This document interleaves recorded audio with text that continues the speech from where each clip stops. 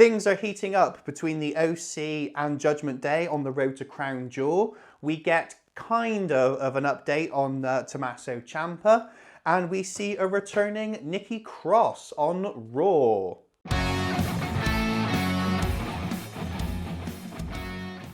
Hey guys, how you all doing? It's the chairman of the board here, and this is my Raw reaction for this week. Just a run through of everything that happened on Raw and giving my thoughts and opinions on what happened as well. As usual, guys, thank you so much for sticking with the channel. You guys are awesome. So let's quickly run into this one. But before we start, just a little bit of housekeeping as usual. Please, don't forget to like, share, subscribe. And if you see that little notification bell, just give that a little ring as well, just so that we can keep you updated of what's going on here on the channel. Right, so let's have a look and see what happened on Raw, and let's get some Raw reactions going. So this week's Raw started off with the Judgment Day coming down to the ring and basically bragging about how great they are at the moment. They're getting a good run at the moment, and I really like that. I think this is a cracking team, and really hope that we're going to see a lot more out of these guys as well. They're doing really well at the moment. So a lot of this is based on what happened on last week's Raw with Dominic defeating AJ Styles. So they all had a bit of a brag about that, which was all good. And Dominic comparing himself to Eddie Guerrero and turning around and saying he was this generation's Eddie Guerrero. That got a lot of boos from the crowd, which then followed up with Dominic turning around and saying, actually, Eddie Guerrero was the last generation's Dominic Mysterio, which also got a few more boos as well. I really liked all this. I thought this was really good. I do think that Dominic does need to work a little bit more on his promo skills, but they're certainly a lot better than they were in the past. I think a lot of that is down to the people that he's around as well. I think he's really benefiting from the skills of Finn Balor, Damian Priest, and especially Rhea Ripley as well. Rhea Ripley at the moment is fantastic. The whispering in the ear, all of that, very reminiscent to the Eddie Guerrero and China pairing that we had in the past as well. I also really like the fact that he's making little jibes and digs towards Eddie Guerrero, especially because of the high esteem that his dad Ray holds Eddie in. It's also that little extra poke, isn't it? That extra little jab at his dad as well. So I thought that was really good. We then get the OC come out with AJ Styles, Karl Anderson, and Luke Gallows coming down to the ring. AJ Styles turns around and basically compares Dominic Mysterio to James Ellsworth, which got a good reaction from the crowd, and I really like that as well. A good little bit of comedy in there, and a nice little dig there as well. I really liked all that. Little bit of back and forth ensues before we finally get a match. The first match of the night is Karl Anderson and Finn Balor. And what a good match. What a great match to start Raw on as well. Yeah, really good. Really like these two guys as well. Obviously former Bullet Club compadres. So really good to see these two together. Yeah, they put on some really good stuff. I think Karl Anderson is vastly underrated in my opinion. He is really good. He can do the technical stuff. He can do the hard hitting. He can put a little bit of high flying in there as well. And he can put some submission stuff in there as well. This all had some really good stuff in there until eventually it all breaks down. Distractions ahoy and everything else. And Finn Balor picks up the win on this one. Great little match to start Raw on with. Some great spots, lots of energy in it as well. Yeah, really good. A lot of people have said that the promo at the start wasn't anything special. I really liked it. I thought it gave it just gave the fans a chance to boo the Judgment Day, and especially Dominic as well. It's that extra little bit of heat they're putting on Dominic to make him that little bit more dislikable, and I'm really liking that. But for me, as always, I say it on pretty much every video, and I'm going to say it again. I love Rhea Ripley. Rhea Ripley is fantastic. She doesn't even have to be in the ring. She doesn't even have to really be doing much, but she's always there. She's got that presence. Your attention always gets drawn to her. I'm going to give a special mention as well to the body slam that she gave to Luke Gallows as well. Oh, fantastic. Fantastic. That gets a huge thumbs up from the chairman. I absolutely loved that. That was brilliant. The Power Slam heard around the world, possibly. It might not be quite as big as the Hogan Andre one, but yeah, I absolutely loved that. That was fantastic. So great job on there. Keep pushing the Judgment Day, Triple H. They're brilliant. Keep pushing them. I'm really looking forward to see where they're going and what they're going to do. And it's just all fed in a little bit more to that match towards Crown Jewel as well. So really looking forward to that. Excellent. So coming up next, we have The Miz coming out to talk about Dexter Lumis and the missing Tommaso Ciampa. So The Miz gives the impression that Tommaso Ciampa has been kidnapped or abducted by Dexter Lumis. He hasn't seen him, he doesn't know where he is, and he wants to find him as soon as possible. He's saying to the fans to sort of look out for him and everything else. And then Johnny Gargano comes out and tells The Miz that he's full of crap and that he knows full well that Tommaso Ciampa is injured and he's at home, and Johnny Gargano has only messaged him a few minutes ago, so he knows where he is as well. He says he wouldn't know the truth if it bit him, sort of thing. This all leads on to them talking about the truth until eventually we get the arrival of R-Truth. Okay. Now, anybody that's watched this channel for a while knows that the Wrestling Guy and I aren't the biggest R-Truth fans. We're not big fans of his at all. However, there is some kind of chemistry between R-Truth and The Miz that just seems to work. The Miz plays along with it, plays along with all the banter, and it just really seems to work. It worked before when they were a tag team with the Awesome Truth. About the only time, in all honesty, that I've actually liked R-Truth was when he was with The Miz. But yeah, this was okay. I guess so. They had a little bit of banter on there. Truth and Gargano played it really, really well, talking to each other, matching each other, that kind of stuff on there. The Miz getting more and more irate or whatever, all talking about him needing to tell him the truth. And this all eventually led into a match, which the Miz got control of early. By letting Truth play to the crowd and everything else. And then eventually you see a figure in the crowd with a hood on. The Miz thinks it's Dexter Lumis. He panics. Truth manages to get the pin on Miz. And then Miz looks around and the hood comes back and it was Johnny Gargano. It was Johnny Gargano all along playing mind games with the Miz. Yeah, this was okay. I'm guessing this is trying to add some fuel to the inevitable Miz versus Gargano match that we're going to get. It does lead me to a few questions, though. If we do get Miz versus Gargano, when are we going to get it, first of all? Second of all, will there be some kind of involvement of R-Truth? Because R-Truth seems to be getting on really well with Johnny Gargano. And thirdly, where does Tommaso Ciampa sit in all of this? That's an interesting question. Will he remain loyal to The Miz? Will his old friendship with Johnny Gargano resurface? Will his old rivalry with Johnny Gargano resurface? There's some interesting questions that can come out of this, and I'm looking forward to see where this one goes. I'm going to give a quick shout out as well to commentator Kevin Patrick as well for actually taking a moment to acknowledge that Miz and Truth were originally a tag team, as I said before, the Awesome Truth, but also the relationship between Ciampa and Gargano as well. There's some really good touches in there, liking the fact that they have this extra little bit of freedom now with the commentary to be able to mention these sorts of things. I think WWE does need to go back and remember to talk about things that happened in the past. They seem to forget things that happened as if we're going to forget things happened.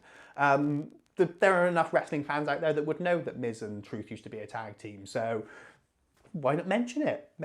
So we're not stupid. We do remember these things. So, but yeah, I liked that. But yeah, as far as this match went, yeah, it's okay. It's just fuel to the fire for the inevitable match that we're going to get. Yeah, it was okay. it was okay. A typical sort of Raw match. So yeah, not too bad at all. So next up then we have Austin Theory and Mustafa Ali. Austin Theory sporting a bit more of a beard as well now. So kind of liking that look as well. I wasn't a huge fan of the goatee sort of little thing he had before. I kind of like this a little bit more. It looks a little bit better. And Mustafa Ali sporting some new ring gear as well. Mustafa Ali's character seems to be going through a bit of a change at the moment. Not really sure where they're going with him, what they're doing with him. But I am glad that Triple H and WWE are actually taking some time to do something with Mustafa Ali. I think he's a great wrestler, a great performer. His mic work is pretty good as well. I'm quite happy to listen to him on the mic as well. So I'm interested to see where they're going to go with him. With Austin Theory, we saw him appear on Halloween Havoc with the Money in the Bank briefcase. Is that an indicator possibly that he's looking to cash in on the NXT title rather than the WWE title? We shall see. But I'm interested to see where this is going to kind of go, and also whether this match is going to draw Austin Theory into it. Draw Seth Rollins into it as well, because there is this kind of a feud going on at the moment with Ali and Rollins as well. But then also, could this possibly be an indicator that Austin Theory may want to cash his title in on the US title instead? Don't know. He was a former US champion as well. Don't forget that. So, well, we shall see. But Seth Rollins came down and joined him on commentary for this match. This match was pretty good as well. I kind of liked this one. This was Austin Theory's power versus Mustafa Ali's speed and agility. And that kind of seemed to be the formula throughout the whole match. It was power, power, power, and then agility, speed, movement, reversals, all of that. I really, really liked that. I thought it came out really, really well. Yeah, these two put on a good match together. This one ended up with Rollins causing a distraction to Ali. Theory trips him on the top rope and hits him with the finisher for a win. Yeah, I think this match is more of a fueling the fire match for the feud between Ali and Rollins. But I am interested to see whether Austin Theory gets involved in this as well. We shall see. We shall see what happens on that. But yeah, I liked all that. But yeah, it's some really good stuff on that one. Really happy with that.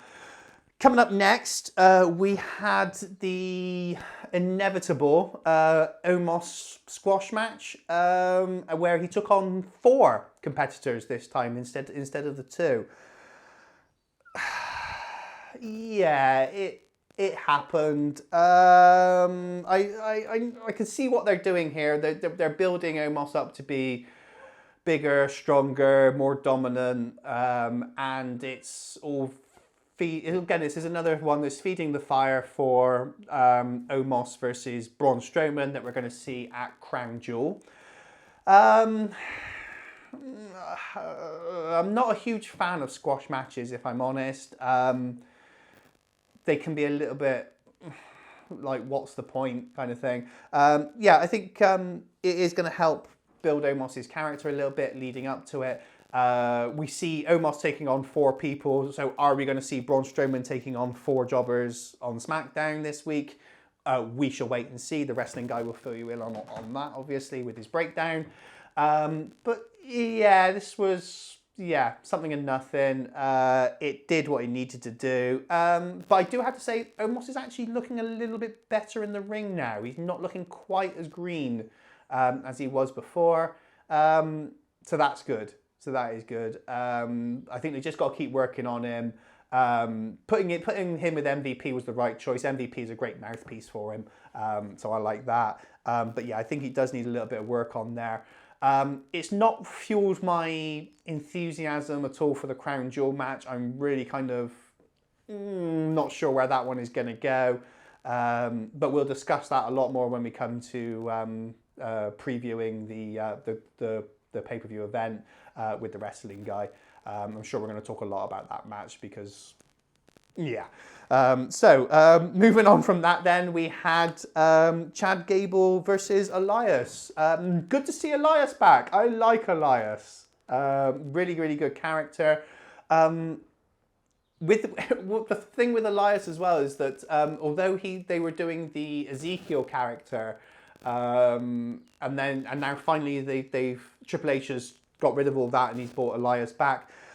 Ezekiel, yeah, okay, yeah. I know it's the same guy, but yeah, okay. Elias, loads more charisma, but a much better character.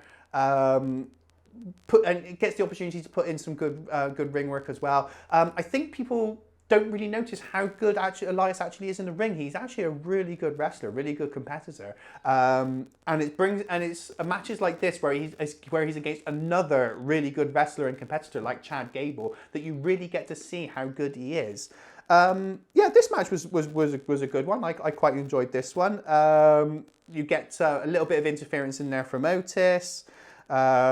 As well, because obviously he's going to be there for the Alpha Academy. And this one had a nice little bit of back and forth in it. Elias picks up the win on this one.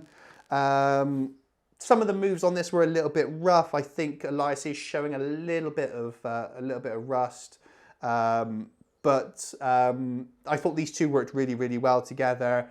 And then we get the inevitable beatdown by Otis and Gable on Elias. And then Matt Riddle comes out and makes the save against the Alpha Academy, which is, an unusual pairing, but we'll see where that goes. Will we see Riddle create another tag team with Elias while Orton's still out? We shall wait and see. But yeah, an interesting one on that one. Elias hit some really good stuff in this match. Hit a lovely knee on Gable. And yeah, really, really good. I'm glad to see Elias back, and I really hope that they're going to work with him. I really enjoyed him before. They didn't seem to do a lot with him. I really hope that they're going to sort of push him on this occasion and see where he goes. I think he works well as a face. He works well as a heel. Let's see where it goes. But yeah, happy with that. So then we get JBL and Baron Corbin. First of all, let me say the pairing of JBL and Baron Corbin, absolutely fantastic. I love this as a pairing. Really, really, really good. I think Baron Corbin had kind of lost his way a little bit as Happy Corbin. The character had kind of done everything that it needed to do, and he was kind of wondering, not really sure what direction he was going in. I think putting him with JBL is a fantastic move. I'm probably one of those very few people that actually likes Baron Corbin. I really like watching his work. He is one of those guys that is prepared to do whatever it takes for the company and for whoever's in charge to make sure that things are going forward, that stories are progressing, and that the character work is being done. Whether they've got him strolling around looking like a mess, whether they've got him falling out with his tag team partners, whether he's got him being beaten down and losing match after match after match, he seems happy to do it. That's really, really good. And I'm hoping that now, because he's shown that loyalty, because he's shown that work for the company, that we will now see him get the recognition that he deserves. He's a good he's a good performer as well. He puts in some good moves as well. I love Deep Six. I really love End of Days. End of Days is one of my favourite finishers. So yeah, really, really like Baron Corbin. So on the other side of this, we have with him is JBL. JBL, a great mouthpiece. JBL knows how to wind the fans up as well. He's really, really good at working the crowd. So really, really like all that. So him working as Baron Corbin's mouthpiece, perfect. Love it. Absolutely love it. So we get the match then between Baron Corbin and Johnny Gargano. This is another power versus speed match as well. Baron Corbin using a lot of his power moves, using his experience of being a Golden Gloves boxer as well, and Johnny Gargano using his speed, his agility to make his way around. Hit some quick moves on Corbin. Corbin manages to catch up with him. Good match, steady pace throughout. Really, really liked it all on there. And then we get a little bit of interference again on this one. JBL trips Gargano on the apron. which gives Corbin the chance to hit him with End of Days for the win, and a win for Baron Corbin. Yeah, like all that, really, really good on there. Couple of little things on here though. Another interference finish. It seems to be becoming a little bit of a theme at the moment, especially on Raw. Yeah, we can't have every match finishing like this though. So you might want to have a look into this, because we want to see some clean finishes as well. Clean finishes work just as well. And heels can get clean finishes. Heels are allowed to win matches by not cheating. So I think that they need to have a little bit of work on that. I think Johnny Gargano at one point was up on the table with JBL's hat on, doing a little cowboy dance. Really, really like all of that kind of stuff. It just breaks out that little bit of humor, that little bit of comedy in there sometimes that wrestling needs. And they've changed Baron Corbin's music again, and it's, yeah, I don't know. It's almost kind of so bad that it's good because it works for him, kind of thing. If you check it out, if you guys didn't hear it, do check it out. But I'm interested to see where they're going with the character of Corbin. Yeah, really, really like that. Gargano very seldom ever puts on a bad match. So yeah, really good. Really liked these two. I think these two have got good chemistry as well. Really hoping that we see more between these two as well. One other thing I did say though, although talking about interference, I'm actually quite surprised that The Miz didn't interfere in this match. Because Gargano had interfered in the earlier match, I thought that maybe The Miz would have come out in this one and they would have helped build onto that storyline. They didn't, but then afterwards backstage, you do see The Miz mocking Gargano for his loss.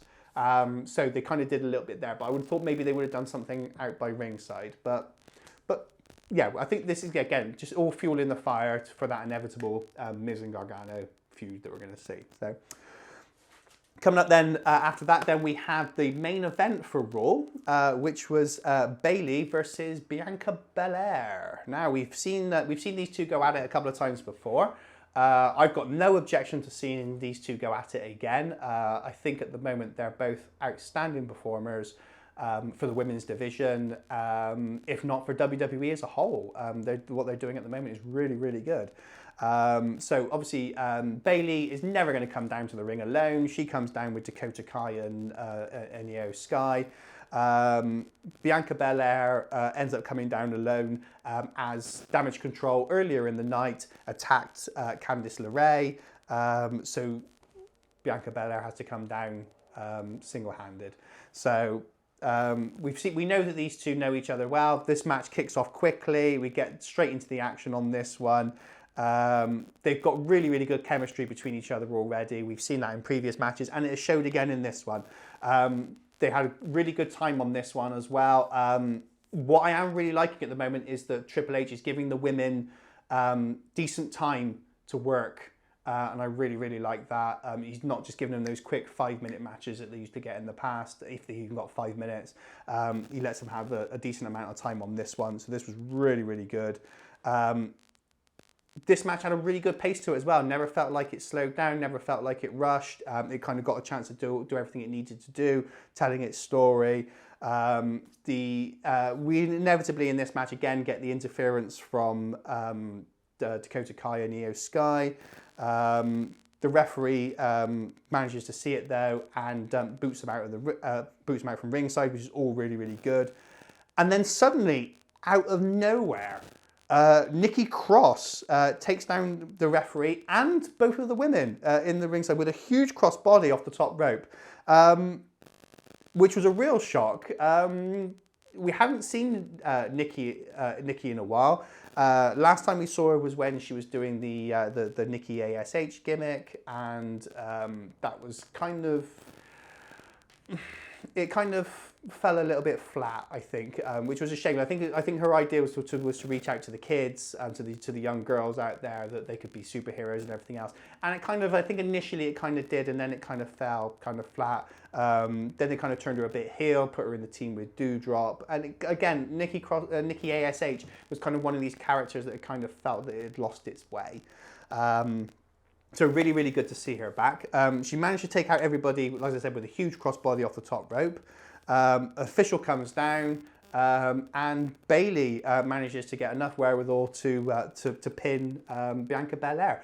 Another win for Bayley, which was a surprise.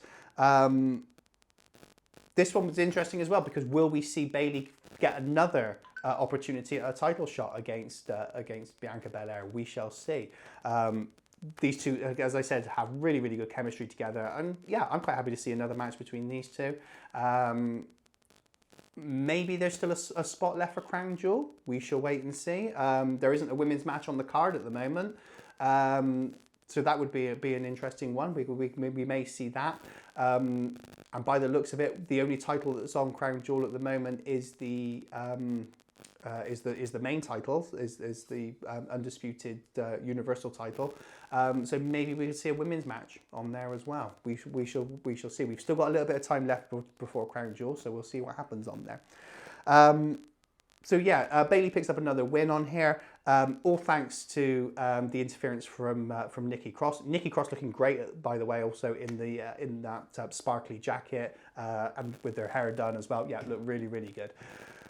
I'm really interested to see where this is going, not just for Bayley and Bianca Belair, but also for Nikki Cross. Where are we going to see Nikki? Now, I really like Nikki Cross. Nikki Cross is a really good wrestler. She's a good performer. The character work that she's been given over the last year has not been great, but she's tried everything that she can to try and make it work, and you've got to appreciate that.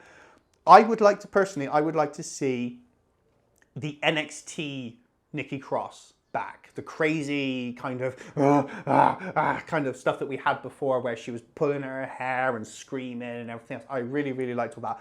I would love to see that. I think that would work really, really well. Would it be possible that we could see the return of Sanity? There's been rumours going around that Eric Young's contract with Impact has finished. We don't know that. We think Killian Dane at the moment is a free agent. So that would be an interesting one as well. Obviously, also Killian Dane and Nikki are also in a relationship, so that would be good. And Triple H is bringing back people from NXT, the people that he had in before. We're starting to see these people sort of coming back in. Would it be possible that we could see Eric Young, Killian Dane, and maybe Nikki Cross rejoin, maybe get Sanity? I would really like that. I really liked Sanity on NXT. I really enjoyed their stuff. I really enjoyed their work. I'd love it if they brought back Alexander Wolf as well. Alexander Wolf was personally one of my favourites out of the group. The way that he played it, I thought was brilliant. So yeah, could we possibly see Sanity? I wouldn't mind seeing that. At the moment, WWE seem to be getting a lot of little groups together, little teams together. We've seen Judgment Day. We've seen the OC. We've obviously got the Bloodline. We're seeing all these little groups forming up. Sanity would be another one I'd like to see. So yeah, why not? Why not? Let me know what you guys think though. Would you like to see Sanity back in WWE? Let us know in the comments. We're always interested to know what you guys think about this as well. So that was Raw for this week. A good show, not a great show, but a good one. A lot of interference in a lot of the ends of the matches. And it felt like this for this week's episode of Raw as well. It also seemed like there was a lot of matches that are building up to other things, fueling the fire and things, hopefully towards Crown Jewel, but then also towards future rivalries and future confrontations as well. I mean, that's really what the weekly shows need to do anyway, so I can't complain too much about that. So, but yeah, I really, really liked all this. There were some really good points in it. So yeah, Nikki Cross, thumbs up. The Miz, I always like the Miz, so thumbs up there as well. Baron Corbin doing some good stuff with JBL, thumbs up there. Yeah, a few little down points. I would say too much interference on there, so that gets a little bit of a thumbs down on there for me. But other than that, yeah, I think this episode of Raw did everything that it needed to do. Let us know what you thought though. Did you enjoy Raw this week? I think Triple H is doing a fantastic job with Raw and SmackDown at the moment, bringing these shows back up from what they were before. Let us know what you guys think as well. But that's it for my Raw reaction for this week. Thank you so much for watching. As always, guys, you stay awesome. The chairman's finishing this meeting now, and we'll see you in the next one. Thanks, guys.